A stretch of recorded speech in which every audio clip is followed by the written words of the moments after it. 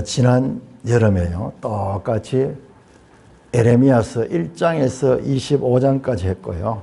그래서 작년이요.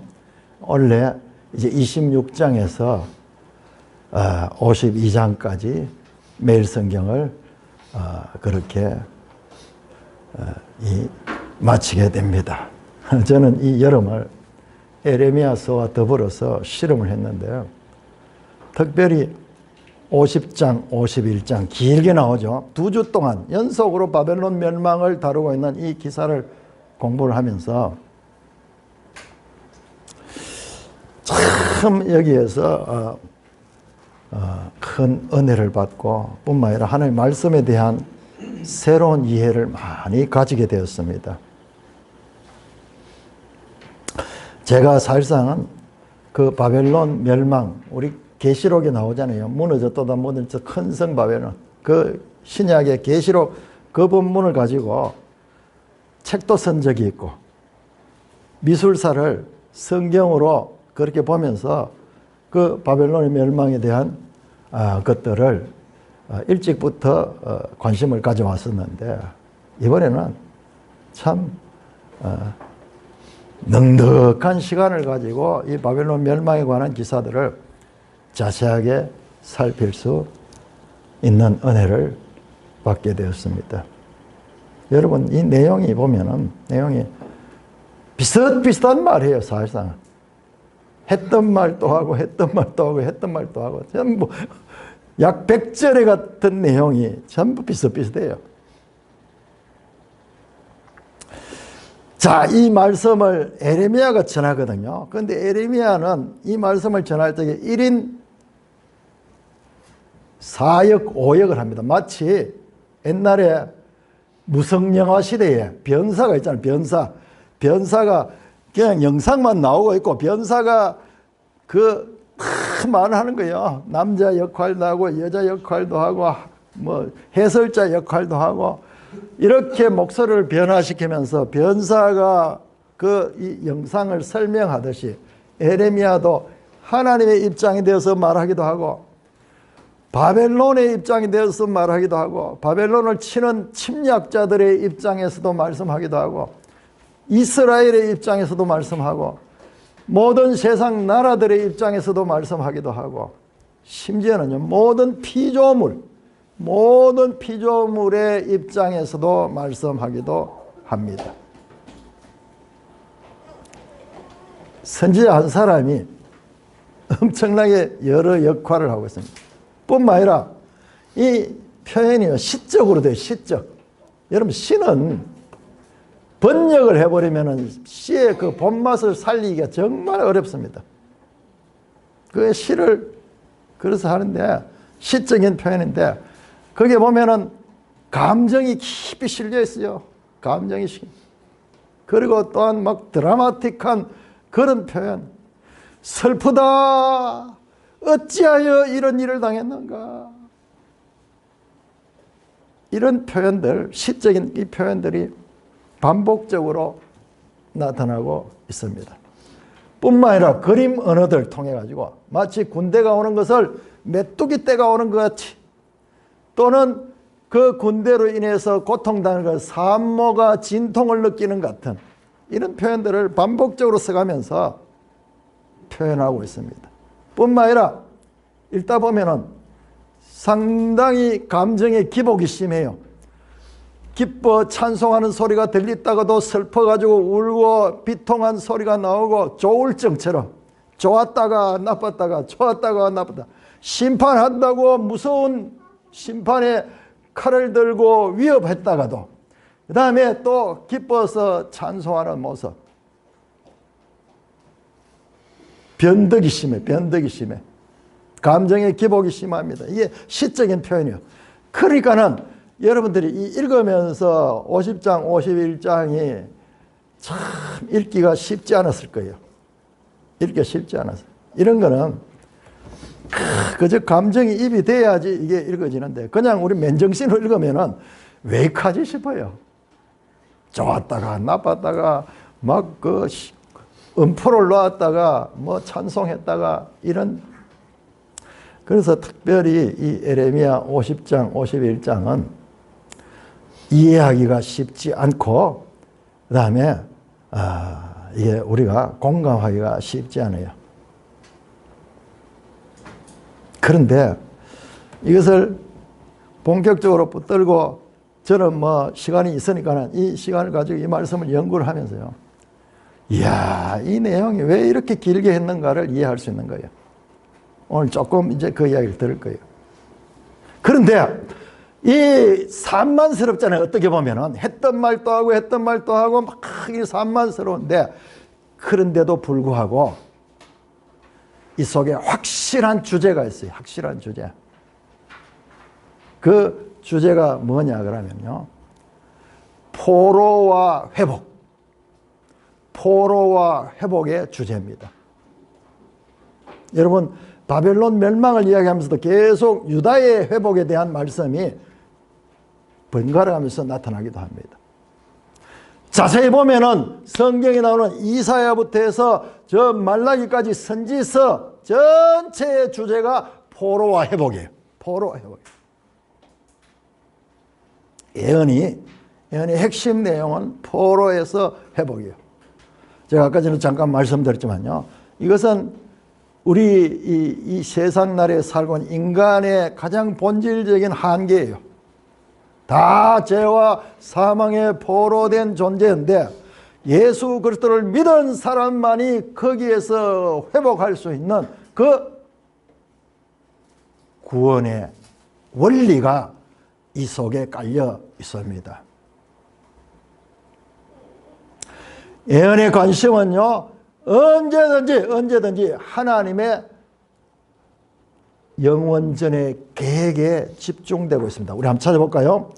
자, 50장 45절 보세요. 여러분 이런 걸 읽으면서 이런 부분은 밑줄을 탁 치고 읽다가 탁 멈춰서 해야 돼요.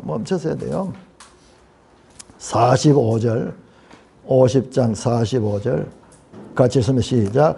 그런즉 바벨론에 대한 여호와의 계획과 갈대아 사람의 땅에 대하여 품은 여호와의 생각을 들으라. 여호와의 계획. 50장 45절이죠. 다시 한번 읽읍시다. 시작. 그런즉 바벨론에 대한 여호와의 계획과 갈대아 사람의 땅에 대하여 품은 여호와의 생각을 들으라. 바벨론, 갈대아 사람 같은 의미의 다른 표현이죠. 여호와의 계획, 여호와의 생각 마찬가지로 같은 의미의 다른 표현이에요. 여호와의 계획, 여호와의 생각, 여호와의 경영, 그 말을 가리키고 있습니다. 이 말씀도요 똑같이 반복돼요. 똑같이 반복. 자, 우리 49장 한번 49장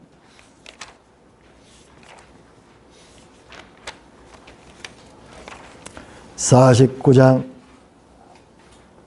20절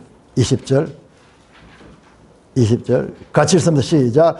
그런즉 에돔에 대한 여호와의 의도와 대만 주민에 대하여 결심하신 여호와의 계획을 들으라. 여러분 에돔과 대만은 같은 말의 다른 표현입니다. 여호와의 의도, 여호와의 계획 원어로 보면요 똑같아요. 여호와의 생각과 여호와의 계획. 50장에서 나왔던 내용이나 49장 내용이 동일하게 반복이 되고 있습니다. 이 산만스러움 같은 이 표현이 궁극적으로는 전부 다 하나님의 계획과 연결이 됩니다. 자, 그런데 우리가 읽으면은 이 내용이 사실 참 어렵거든요. 제가 한참 연단 받을 적에 이 육체적으로는 고통스럽지만은 영적으로 아주 맑아져요. 여러분 이 세상에 살다가 어려움 당하는 게 결코 나쁜 게 아니에요. 우리 그리스도인들에게는 우리의 영을 새롭게 하는, 지금 유다가 멸망하는 것 자체가요, 그게 어떤 면에서는 가장된 축복이에요. 겉으로 볼 때는 멸망의 고통밖에 없지만 그 속에 하나님의 구원의 그와 같은 그 암시가 그 속에 깔려 있어요. 읽는데 저 선지서를 읽는데 선지서 읽어봤자 무슨 말인지 도무지 알 수 없거든요. 읽겠다가 적겠다가 읽겠다 적겠다. 근데 막 은혜가 돼. 은혜를 받으면. 여러분 왜 이렇게 예언을 조금 우리가 알기 쉽도록 일목요연하게 간단하게 할 수 있는 내용을 이렇게 길게 중언부언하듯이 반복하면서 그것도 표현도 이렇게 드라마틱하게 이렇게 하니까 우리는 이것을 이 말씀을 사실상은 집중해서 읽기가 쉽지 않아요. 왜 이렇게 했는가를 알게 됐어요. 우리가 언뜻 보면은 조금 논리 정연하게 이렇게 해주면은 우리가 이해하는데 얼마나 좋겠는데 하나님께서 지혜의 근원이신 하나님께서 왜 이렇게 산만스럽게 했을까? 그래서 읽어도 무슨 말인지 모르도록 그렇게 했을까 싶은데요. 여러분 여기에는 자세히 보면은 두 가지 예언이 동시에 나옵니다. 하나는 에레미야 당시에 일어날 예언, 가까운 예언. 에레미야가 이 예언하던 그 시대에 대한 예언이 나와 있고, 동시에 에레미야가 말하지만 에레미야도 모르는 장차 앞으로 일어날 세상의 종말적인, 그러니까 에레미야하고는 상관없어요. 먼 미래, 언제가 될지 알 수 없는 먼 미래에 대한 예언을 동시에 말하는 거예요. 두 가지라는 거예요. 1차적으로는 그 당대, 그다음에 궁극적으로는 먼 미래, 우리가 살고 있는 이 시대도 이루어지는 않는 이야기였어요. 두 가지 이중 요소. 긴 미래에 대한 예언과 가까운 현실적인 그와 같은 그 시대에 대한 예언, 이 두 가지 예언이 들어있습니다. 사실 자세하게 읽어보면 여기에 아까 말씀드렸지, BC 539년 바벨론이 멸망했던 그 당시입니다. 고레스에서 멸망했던 그 당시에 대한 예언이 맞습니다. 그래서 여기 이 예언을 보면은 북방 민족이 바빌론을 침략한다, 메대가 침략한다, 구체적으로 나라 이름도 나옵니다. 51장 11절, 51장 28절, 메대라는 나라가 바빌론을 침략한다. 그 다음에 느부갓네살도 나옵니다. 느부갓네살 51장 3절, 느부갓네살 왕시대에 만들어 놓았던 그 영화를 이 북방에서 오는 군대가 침략한다. 뿐만 아니라 오늘 우리 읽은 내용 가운데 보면 아주 신비한 이야기 나와요. 술 취하는 이야기. 연회를 베풀고 술 취한다 하는 내용이 나오는데, 자, 여러분 보세요. 57절 한번 보세요. 57절.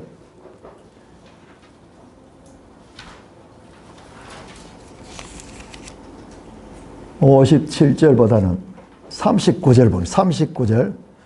39절. 51장 39절. 이 57절하고 같은 내용이야. 38절, 39절 같이 한번 읽읍시다. 시작. 그들이 다 젊은 사자같이 소리 지르며 새끼 사자같이 어르렁거리며 열정이 일어날 때에 내가 연회를 베풀고 그들이 취하여 기뻐하다가 영원히 잠들어 깨지 못하게 하리라. 여호와의 말씀이에요. 여러분 혹시 이거 읽으면서 야 이게 뭘 가리키는 건가? 이게 뭘 가리키는 게 이게 아닌가? 이런 생각 혹시 들은 사람 있어요? 읽으면서 이런 본문 읽으면서 이게 구체적으로 성경에 어떤 나오는 이야기 같은데, 여러분 혹시 누가 그런 분 있으면 한번 손 들어보세요. 무슨 내용인데? 이게 반복해서 나와요. 반복이 나옵니다. 자, 이 사건 에레미야서를 보면은 실제적으로 우리가 오늘 제가 오전에 이 바벨론 영상을 보여드렸던 이유가, 지난주도 이 역사를 이야기 안 하면은요, 이 역사를 모르는 이 내용은 그냥 공중에 떠 있는 내용이 돼요. 자, 51장 13절 한번 보세요. 51장 13절. 51장 13절. 많은 물가에 살면서 재물이 많은 자여, 내 재물의 한계 곧 내 끝이 왔도다. 여러분, 영상을 보니까 이 말씀이 이해 안 되지 않아요? 유프라테스 강물을 끌어가지고 바벨론 신도시를 세우는데 주위로 사방 돌아가면서 다 강을 만들었어요. 그래서 바벨론은 아까 그 이야기인데 물 위에 떠 있는 수상도시 같이 보였다 하는 아까 EBS 이 역사학자가 이야기하는데 너무 제가 실감이 나서 성경 이야기 그대로야. 많은 물가에 살면서 재물이 많은 자야. 그래서 여러분 보세요. 그 성 얼마나 크고 견고한 성, 삼중벽이야. 그런데 이 제일 가에 있는 벽은 마차를 타고 서로 교행할 수 있을 정도로 견고하고 큰 벽이고, 그런 벽이 삼중으로 되어 있고, 그래서 그야말로 주변으로 돌아가면서 전부 유프라테스 강을 끌어가지고 수로를 만들어가지고 그 물이 이 도시 안으로도 흐르게 하고, 이 사막 지역인데 비가 1년에 그 강우량이 극히 적은데 그 유프라테스 강물을 끌어가지고 이런 도시를 만드는 거예요. 그래서 여러분 한번 보세요. 그걸 생각하면서 많은 물가에 살면서 재물이 많은 자여, 내 재물의 한계 내 끝이 왔다. 여러분 이 한 말씀보다도 그 당시 바벨론을 잘 설명할 수 있는 표현이 있겠습니까? 우리 성경만 보고 있으면 이게 그런가 싶은데, 이 고고학자들이 발견해가지고 연구해가지고 저렇게 복원해냈는데 정확하게 성경 말씀과 있죠. 여러분 저 사람들은요 진화론자들이에요. 저 사람들을 사상을 들으면 전부 진화론 과학자들, 사이언스 하면서 과학을 최고로 믿는 사람들인데, 근데 과학자들이 역사학자들이 연구해서 복원한 내용이 성경에 그로부터 수천 년 전에 말씀하신 내용과 딱 일치된, 이게 역사예요. 이게 역사. 뿐만 아니라 이 모든 일들이 이 메데라는 나라에 의해서, 메데 바사에 의해서 멸망했다는 이런 내용들도, 이거는요 누가 알겠어요? 역사를. 아무도 몰랐어요. 역사를 다 잊어버리고 먼지 속에 쌓여가지고 세월이 지나면요 아무런 흔적도 없어요. 그런데 1800년대 1900년대 역사학자들이 연구를 하면서 고고학을 공부하면서, 심지어는요 성경에 나오는 이 바벨론이 존재했던가 안 했던가, 성경에 나오는 그거 실제로 있었던가 가보니까 없는 거예요. 성경 전부 거짓말이야. 아니 여기 유프라테스 강변에 큰 도시가 있다는데 도시가 어디에 있어? 아무것도 없는 거야.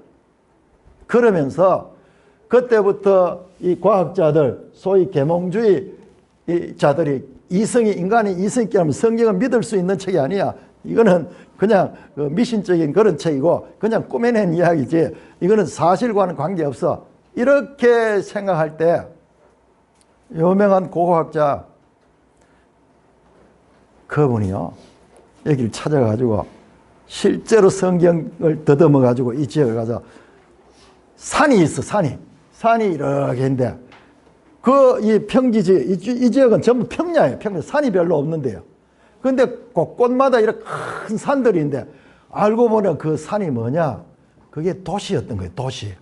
도시가 오래되니까는 주로 뭡니까, 진흙으로 만들거든요. 흙으로 만들, 세월이 지나니까는 이게 마모돼가지고 다 모서리는 다 없어지고 그냥 둥근 테일 거는 언덕같이 보여요. 언덕같이. 그래서 그거를 파서 보니까 그 속에 벽돌들이 쫙 나오는데 그것도 몇 세대에 걸쳐가지고 살다가 다 무너지고, 그걸 다시 그 무너진 것을 기초로 해가지고 그 위에 다시 도시가 있었고, 다시 또 무너지고 또 그 위에 도시가 있고, 수백 년, 수천 년에 걸쳐가지고 같은 지역에 새로 딴 데 가지고 땅을 개간하면 어렵잖아요. 기초를 하는 게 중요하니까는. 그러니까 알고 보니까는 같은 지역에 몇백 년 동안 사람이 살았던 흔적이 있고, 그 다음에 또 몇백 년 살았던 흔적이 있고, 그렇게 해서 청청이 바로 이와 같은 주민들이 살았던 흔적을 발견해냈어요. 그래서 저와 같이 복원을 했습니다. 그런데 이 역사와 다른 부분들이 있어. 자, 이런 부분 일부는 딱 그 시대에 적용되는 그런 말씀인데 일부는요, 여기 계속 큰 성 바벨론이 무너졌다 이야기를 하죠. 무너졌다 이야기하는데, 여러분, 아까 우리도 봤지만은요, 이 성은 무너지지 않았어요. 이 성은 고레스와 그 메대 연합군이 이 성을 정복에 들어갈 때, 아까 전에 나왔잖아요. 이 바벨론 사람들이 항복했어요. 항복. 전투하지 않았어. 딴 성을 빼앗을 때처럼 전쟁을 해가지고 그렇게 빼앗은 게 아니라, 고레스 일행이 들어갈 때요, 그 주민들이 항복해서. 그런데 그 이유를 가만히 오늘날 학자들이 연구해 보니까, 그 당시에 왕이 나보니두스라는 왕이 마지막 왕이잖아요. 그런데 이 사람이 출신이 바벨론 정통이 아니고 저 달신을 믿는, 달신 이름이 신이야. 그 신을 숭배하고 이러면서 본토의 마르둑 신을 숭배하는 바벨론인들과 관계가 안 좋아서, 그래서 이 왕이 멀리 딴 데 가서 살고 있었고, 그 땅을 자기 아들 벨사살이라는 왕자에게 그 땅을 통치를 맡겼는 거야. 왕이 없었는 거야. 그래서 바벨론 자체에서 이 왕권이 제대로 세워지지 못했다는 것을 알 수 있습니다. 자, 그러면은 이 예언은 도대체 뭐야? 무너졌다, 함락되었다, 그렇게 이야기를 하는데, 실제로 그게 아니야. 뿐만 아니라, 내 백성이 거기서 나오라, 빨리 도피하라, 그 있다가는 그들이 멸망당할 때 너희들도 멸망당한다 하는 이야기도 여러 번 나와요. 그런데 실제로 이스라엘 백성들은 그 땅에서 그렇게 도망치듯 나오지 않았어요. 아까 봤잖아요. 어떻게 고레스가 이 땅을 점령하고 유대인들뿐만 아니라 그 바벨론의 이 포로로 있던 모든 나라들에게 행한 거예요. 우리는 성경만 보면 성경 이스라엘 중심으로 이스라엘에만 그렇게 시혜를 준 게 아니라 바벨론의 포로로 됐던 여러 나라들에게 동일한 그와 같은 자기 나라로 돌아갈 수 있는 그런 혜택을 베풀어 줬는 거예요. 그런데 우리가 성경을 읽어보면은 막 빨리 나오라 막 그러는데, 실제로 역사에서 그렇게 되지 않았어요. 그러니까는 부분적으로는 그 시대에 관한 말씀이 성취되었음에도 불구하고, 그러나 그렇지 않는 면들이 있어. 그러면 이게 뭐지? 제가 말씀드렸잖아요.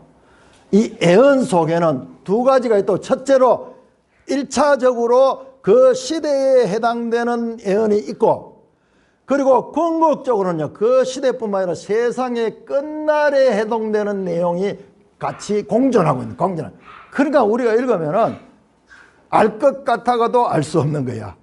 헷갈리는 거야. 그러니까는 이 예언을 읽을 적에는 이와 같은 예언의 기본 원리를 알아야 돼요. 1차적으로 가까운 장래, 그 시대, 그 예언자가 살던 그 시대에 이루어진 일과, 그리고 장차 일어날, 궁극적으로는 예수님 재림 때 일어날 이야기가 같이 공존하고 있는 거예요. 그런데 이게 연관성이 있어. 한번 보세요. 이스라엘은 하나님 백성이잖아요. 하나님 백성이 망할 때 일어났던 일, 망할 때 세상의 큰 제국의 힘에 의해서 망했는데, 그를 망하게 했던 바벨론이 망하잖아요. 바벨론이 망하는 일. 이건 한편으로는요, 하나님의 백성에게는 기회가 되는 거예요. 기회가 되는 거. 마찬가지로 예수님이 재림 직전에 이 세상 나라가 하나님의 심판에서 망하게 될 적에, 그때 한편으로 하나님의 백성에게는 기회가 일습됩니다. 그러니까 이 선지서를 볼 때 이 양면성, 가까운 장래에 대한 예언과, 그리고 그 당시에는 도저히 알 수 없는 장차 먼 미래에 일어날 예언이 공존했기 때문에 우리가 알 것 같다고도 알 수 없고 혼란스러운 거예요. 혼란스러운 거예요. 그런데 이런 원리를 가지고 보면은요, 성경이 이해가 됩니다. 마치 무엇과 같냐 하면은 성막 있죠, 성막. 성막을 만들 적에 구약시대 성막을 쭉 만들었잖아요. 그런데 히브리서 8장에 와서 그 성막은 하늘에 있는 것의 모형과 그림자라 그래. 모형과 그림자라. 그게 실체가 아니고 모형과 그림자. 마치 그 BC 539년에 일어난 바벨론의 멸망 사건은 장차 예수님의 재림의 때에 일어날 사건의 모형과 그림자 같은 것입니다. 여러분, 그래서 왜 그런가를 알 수가 있습니다. 우리 한번 찾아볼까요? 요한계시록 가보죠. 요한계시록에 가면은 이 에레미야에서는 성취되지 않은 이야기들이 요한계시록에 그대로 다 나타납니다. 다 나타납니다. 자, 요한계시록 14장을 보시고, 우리 매일 성경도 같이, 매일 성경은 51장, 에레미야 51장 49절 한번 찾아보세요. 자, 이 기본 원리, 예언을 이해하는 이 기본 원리를 아는데 정말 노력을 많이 했어요. 정말 노력을 많이 했어요. 이까지 아는 사람들이 잘 없어요. 잘 없어요. 그래서 여러분들도 지금 보시면요, 여기에 근데 암시가 이미 돼 있어요. 이 에레미야 51장 49절 같이 읽습니다. 시작. 바벨론이 이스라엘을 죽여 엎드림 같이 온 세상이 바벨론에서 죽임을 당하여 엎드려지리라. 이야, 이런 말을 보죠. 여러분, 바벨론은 온 세상을 나타낸다 하는 의미가 여기에 들어있잖아요. 그런데 이것은 그 당시 바벨론은 그렇지 않았거든요. 그런데 이것은, 자, 요한계시록 14장 8절 보세요. 14장 8절 같이 읽습니다. 시작. 또 다른 천사 곧 둘째가 그 뒤를 따라 말하되 무너졌도다 큰 성 바벨론이여 모든 나라에게 그의 음행으로 말미암아 진노의 포도주를 먹이는 자들이야. 바벨론은 모든 나라에 그 진노의 포도주를 먹이는 그런 역할을 하는 거예요. 그게 무너지는 거예요. 실제로 이 무너지는 것은 그 바벨론 큰 성, 견고한 성에 무너지는 것이 아니라, 그래서 장차 이 세상 나라의 이 거대한 큰 성 바벨론으로 상징되는 그런 세상 나라가 무너지는 것을 나타내는 표현이었다는 것을 알 수 있습니다.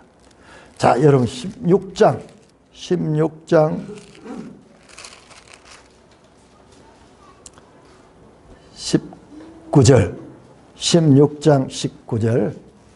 같이 읽습니다. 시작. 큰 성이 세 갈래로 갈라지고 만국의 성들도 무너지니 큰 성 바벨론이 하늘 앞에 기억하셔야되어 그의 맹렬한 진노의 포도주 잔을 맞으며, 계속 진노의 포도잔을 마신다 하는 것하고 무너진다는 것이 서로 연동되어 나타나고 있습니다. 큰 성이고 만국의 성, 세상 모든 나라의 성이 나오잖아요. 만국, 세상 모든 나라. 그러니까 바벨론 성은 이 대표성을 가지고 있으며 동시에 세상 모든 나라를 가리키는 것이라는 것을 우리 성경에서 알 수가 있습니다. 자, 18장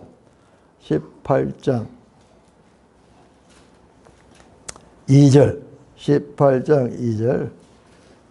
같이 읽습니다. 시작. 힘센 음성으로 외쳐 이르되 무너졌도다 큰 성 바벨론이여 귀신의 처소와 각종 더러운 영에 모이는 곳과 각종 더럽고 가증한 새들의 모인 것다. 그 음행의 진노의 포도주로 말미암아 만국이 무너지나 땅의 왕들도 그와 더불어 음행하사 땅의 상인들도 그 사치의 세력으로 치부하였다. 그러니까는 이 바벨론은 온 세상을 지배하는 사상. 그래서 온 세상이 이 바벨론을 따라서 진노의 잔을 마시는 건 누구냐 그러면 죄를 지었던 자들에게 마시우는 이 진노의 하나님 심판의 잔이에요. 그러므로 제가 이걸 다 찾아왔는데 계시록을 다 찾아왔는데 계시록 14장부터 18장까지가 계시록이지만은 바벨론 멸망에 관한 기록이야. 바벨론 멸망.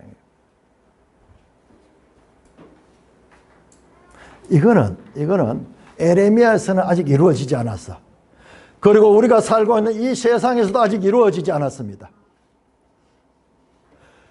바벨론이 함락되던 에레미야 BC 539년의 이야기는 하며 세월이 이루어진 지가 2500년 전이에요. 2500년. 그러나 그 먼 미래에 대한 예언은 우리가 살고 있는 이 시대에도 아직 완성되지 않았어요.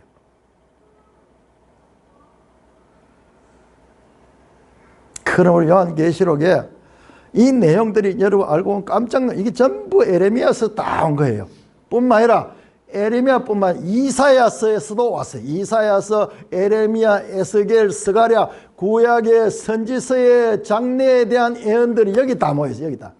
그러니까는 이 계시록을 제대로 하려고 하면은 구약 선지서를 알아야 돼요.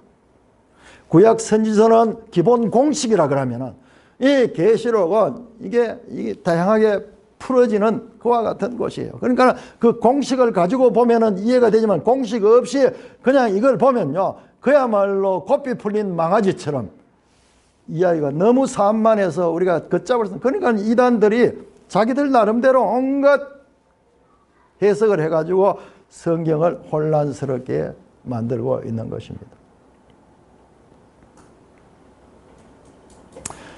그래서 이 에레미야서의 이 50장, 51장의 바벨론의 멸망에 대해서 이렇게 길게 다루는 것은 이 내용들이 539년 바벨론 멸망을 예언하면서 동시에 장차 오실 온 세상 나라의 멸망을 포함하는 예언이 그 속에 담겨 있어요. 에레미야 알았겠어요? 에레미야 몰라서 자기가 말하지만 자기가 그 말하는 뜻을 알지 못. 그냥 하나님의 입이 되어서 그냥 말로 선포했을 뿐입니다. 여러분, 에레미야 51장 7절 한번, 51장 7절.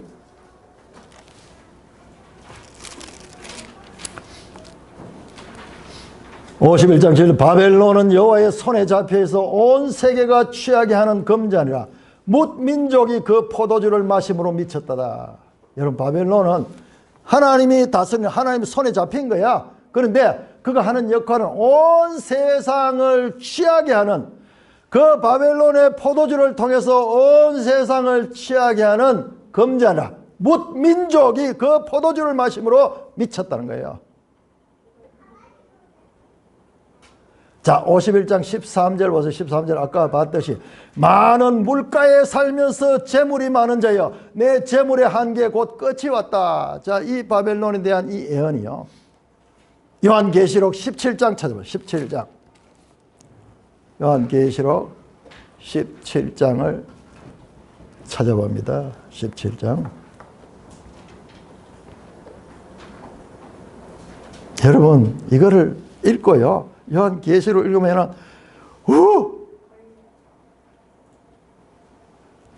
체계적으로 이렇게 공부를 하면은 성경이 이해가 되는데 이거 없이 이렇게 하니까는 이게 이해가 안 돼요. 자, 17장 1절부터 보세요. 1절부터 제가 천천히 읽어볼게요. 또 일곱 대접을 가진 일곱 천사 중 하나가 내게 와서 이리로 오라. 많은 무리에 앉은 큰 음녀가 받을 심판을 내게. 많은 무리에 앉아있는 큰 음녀라 그래서. 바벨론은 이 많은 물가에 사는 나라인데 이번에는 많은 무리에 앉은 큰 음녀가 심판을 받는데요. 근데 그 음녀는 어떤 음녀냐? 2절에 보면 땅의 임금들도 그와 더불어 음행하였고 땅에 사는 자들도 그 음행의 포도주에 취했다. 술 취하니까 계속 나오죠. 여러분, 이거 아주 중요한 이미지예요. 땅의 임금들, 세상 나라의 왕들이, 그리고 땅에 사는 자들, 이 세상 나라가 다 그 큰 음녀의 포도주에 취해 있는 거예요. 그런데 3절 곧 성령으로 나를 데려가는 게 성령을 가니까 여자가 보이는데 붉은빛 짐승을 탔는데 그 짐승의 몸에는 하나님을 모독하는 이름들이 가득하고 7머리와 10뿔이 있으며 짐승을 타는데 이 짐승은요 세상 나라를 상징하거든요. 다니엘서 보면 나오죠. 다니엘 첫째는 사자 같고 독수리 날개를 가진 짐승 바다에서 오는데 둘째는 공 같은 짐승, 셋째는 표범 같은 짐승, 넷째는 형언할 수 없는 무서운 짐승이 나온다. 짐승은 이 세상 나라고 세상 나라. 세상 나라 속성이 약육강식이잖아요. 힘 있는 자가 남의 나라를 막 짓밟고 오늘날은 이제 그런 것들이 많이 없어졌지만은 지금 인류 역사는요 끝없는 약육강식의 시대였어요. 그런데 4절 보세요. 그 여자 모습이 나오는데 4절 같이 읽습니다. 시작. 그 여자는 자줏빛 옷과 붉은빛 옷을 입고 금과 보석과 진주로 꾸미고 손에 금잔을 가졌는데 거정한 물건과 음행에 들어온 거예요. 예레미야 51장은 바벨론은 온 세계가 취하는 금잔을 그런데 이게 이제 여자가 가지고 있어. 그리고 많은 무리에 있는 큰 음녀가 있어.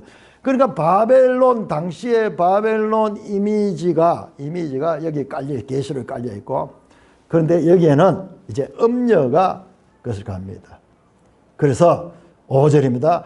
그의 이마에 이름이 기록된 비밀이라 큰 바벨론 땅의 음녀들과 가정한 것들의 의미라. 그러니까는 이 바벨론은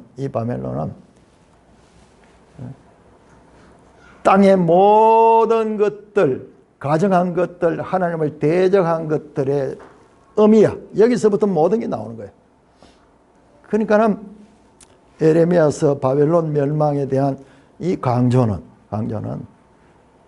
참으로 이 세상의 이 모든 악에 대한 심판을 나타내는 그런 의미야.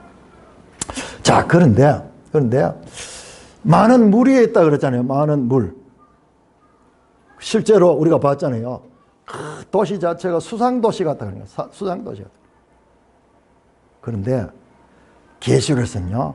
계시록 그 많은 물을 15절 보죠. 17장 15절.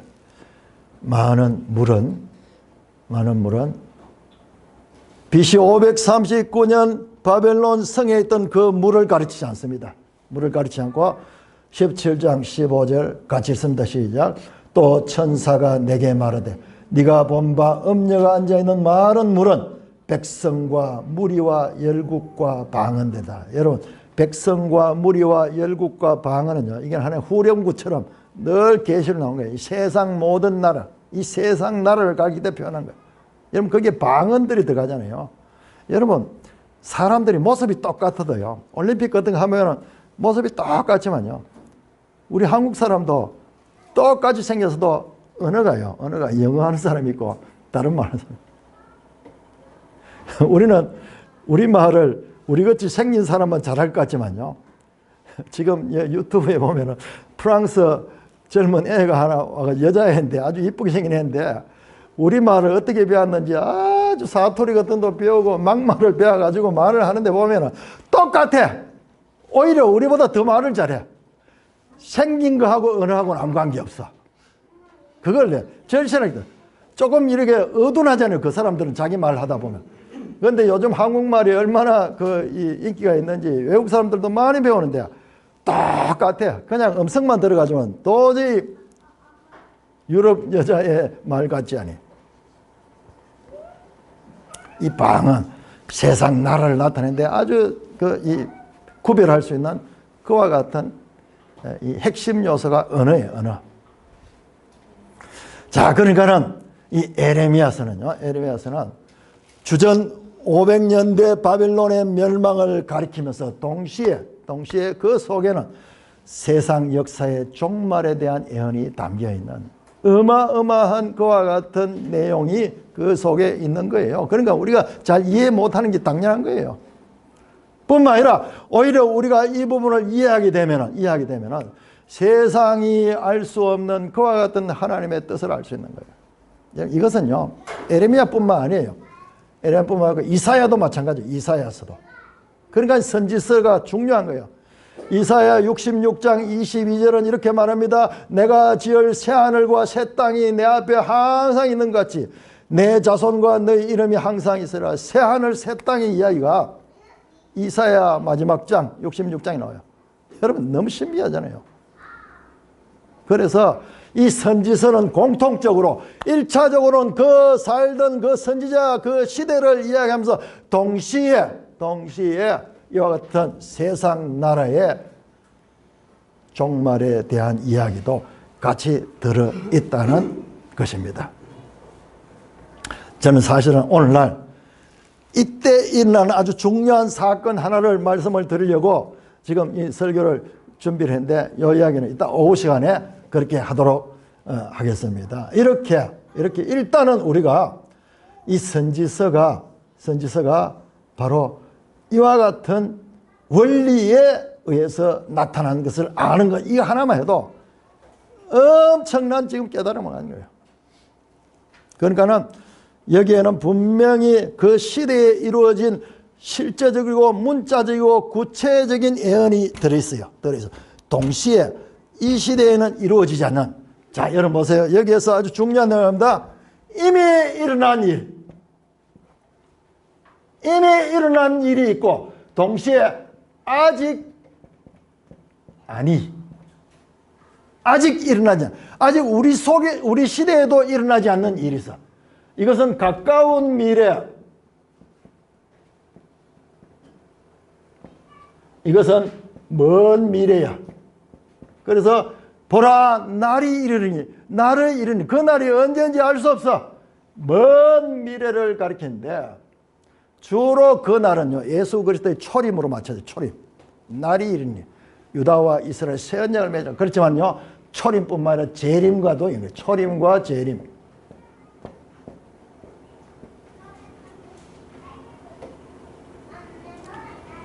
시작된 종말이죠. 시작된 종말.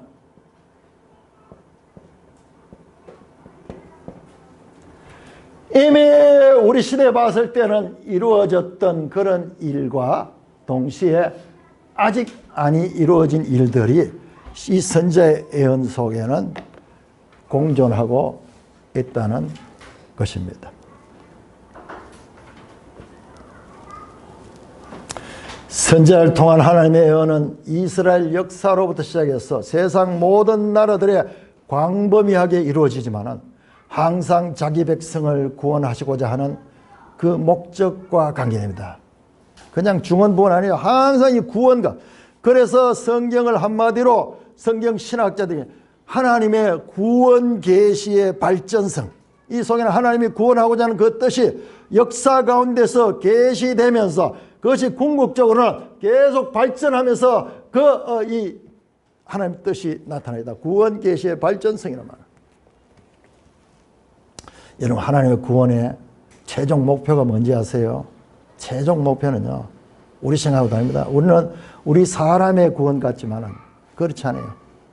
자, 에레미야 51장 48절 보세요. 51장 48절. 자, 우리는 하나님의 스케일에다 우리 스케일을 맞춰줘야 돼요. 우리 생각으로서 하나님의 뜻을 끌어오면 안 돼요. 자, 48절 같이 읽습니다. 시작.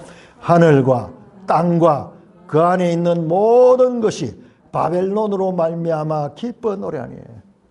여러분 바벨론의 멸망은요, 바벨론 멸망은 단순한 한 나라의 멸망이 아니라 하늘과 땅과 그 안에 있는 모든 피조계가 기뻐하는 거예요. 피조물들이 다 기뻐하는. 이게 뭐냐? 하나님의 원래 창조하신 그 상태의 회복이고 창조의 상태의 회복입니다. 여러분 사도행전 3장 한번 찾아요. 사도행전 3장. 여러분 베드로가 얼마나 놀라운 인물인지 몰라요. 우리는 베드로를 너무나 평가절하하고요. 베드로가 성령을 받고 하나님의 사역자로 변화받고 난 다음에 베드로의 이와 같은 영적인 스케일은요, 그리고 그 정확성은 말도 못해요.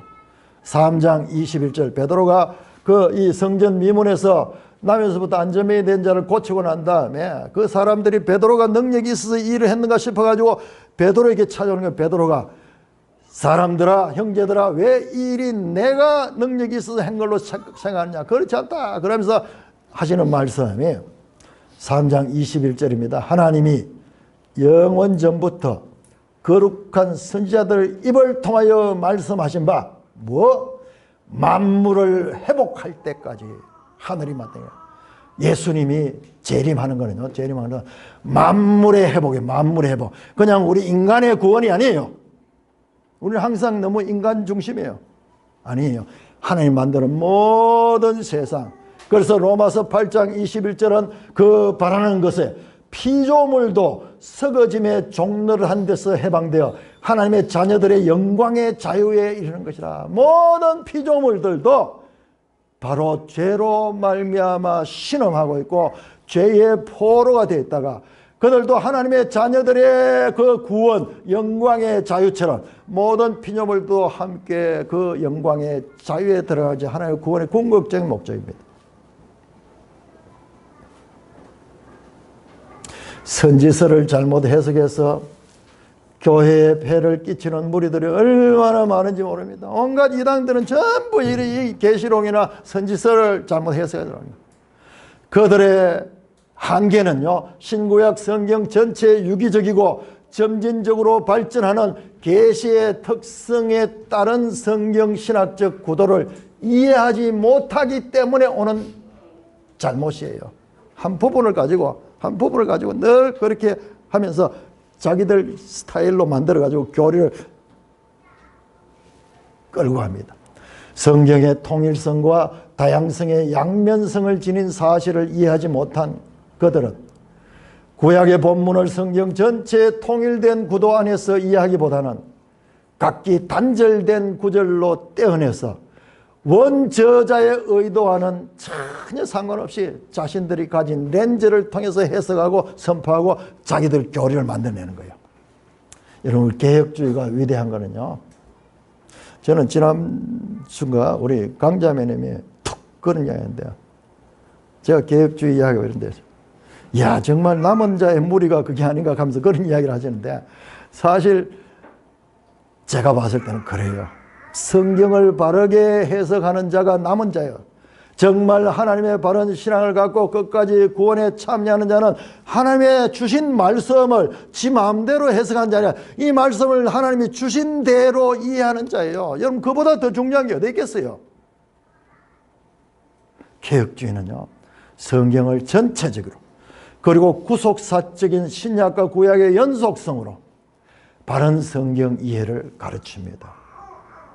하나님의 지혜를 바르게 배워 이 땅에서부터 하나님의 백성의 교양과 성품을 가진 산돌교회 되기를 주님의 이름으로 축원합니다.